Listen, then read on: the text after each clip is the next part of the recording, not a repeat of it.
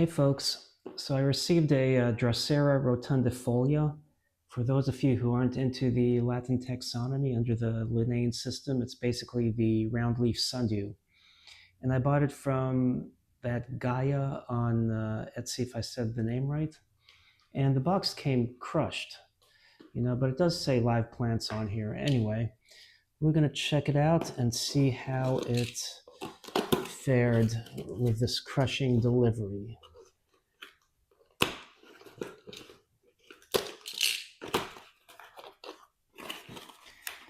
So it should be packed pretty well. Looks like it. Oh, nice. Oh, upside down. Anyway, here we go. So it's a beautiful sundew. Not red, but I can't wait to plant this. Now, Drosera rotundifolia is one of these temperate sundews that forms a hibernaculum. In essence, you can leave it outside in the winter year-round up until zone 3, I believe. So I'm in the zone 7, 8 border area. They recently reclassified this as zone 8, but it's really still zone 7 because it can still dip into the single digits or lower teens even in the wintertime. But now I'm going to go ahead and plant this. So I'm outside on the deck and I'm going to remove the screen. You can see I have a short leg on this and I have these ribs. So basically I pull this out and it flips backwards. So let me get the other side. The camera's in the way. Okay, I do have some plant fiber here. Let's get that out of the way. And just in case people need to know what I have in here, I have some Venus flytraps. This one, that one, that one. These were all from Lowe's. These 4 were almost dead when I got them, so I got them at discount and I revived them. Then I have a Denti and an Ecureuil or Red Dragon. When I bought the seed-grown capillaris, when I bought the seed-grown Venus flytrap, it had some Drosera capillaris, so I planted one here, and a tiny one there that's recovering. And right over there, one self-seeded. So I'll have to take these in for the winter.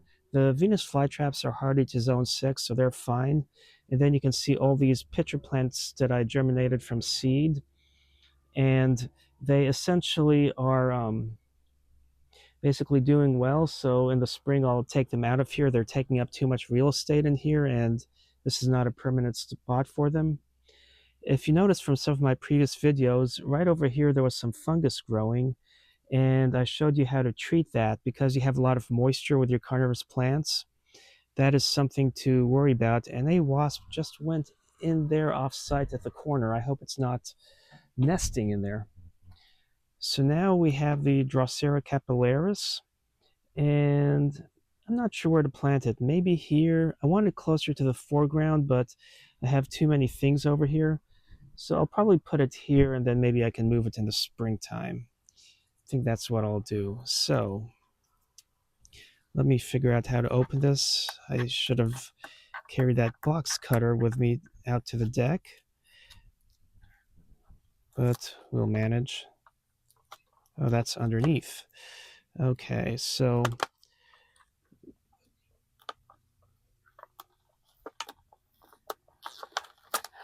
okay. There we go. And then I'm just going to mix this. Whoa, this wasp is not happy with me, is it? Okay.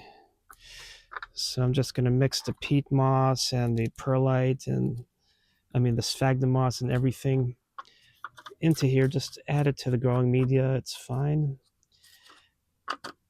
It has some natural tendencies for what you call like antifungal, antiviral, even though it still can grow fungus and virus, but it's going to be okay. So what I'm doing basically is making a hole. Now I have to be careful because I have a pitcher plant seedling there, but I didn't have a lot here, so I figured it's a good safe spot. And I'm going to get this to where I can make sure it's going to be deep enough. put that sphagnum out there. Okay, that's going to be good right there. So basically, when you do that, you essentially can easily just plop it off and plop it back on, and it becomes safer to plant it without overstressing the plant. As you can see, this sundew over here got overstressed, and it's been taking a while to recover, but it's going to get stressed again when I bring it inside. You know, I noticed with the three capillarises that were with this Dionea muscipula or Venus flytrap, this one was like orangey, that one was a little lighter, it's turning darker, and that one was a little darker.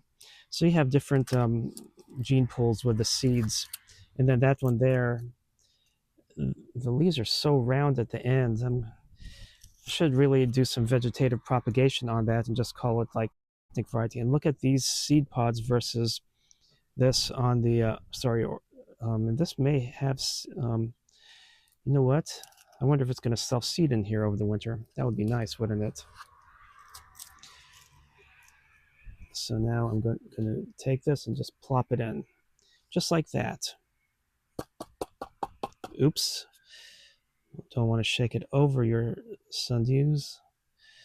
The excess perlite. There we go. So now I'll set that there for now. I'm going to set this in here, make sure there are not two. And just put this in here. I'm not too worried if it mounds. Oh, there's a petra plant that was in the way. Because really this peat moss will compact. So essentially I don't want it to fully compact, and the reality is because this is my carnivorous plant playground, I basically have seedlings and the smaller types of plants like sundews and Venus flytraps, and if I get some temperate butterworts I can put them in there that will survive outside in this climate.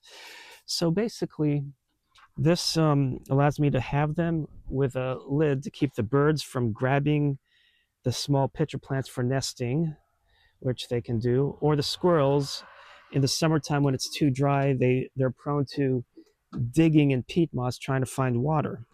And we've had a little dry spell, but anyway, that's all there is to it. I hope you enjoyed this video and are inspired to get your own sundews off the internet. If you look closely at the rotundifolia, it's a little more oblong versus these, they get a little wider, but that's going to be so cool to watch it survive the winter. So thanks for watching and happy planting.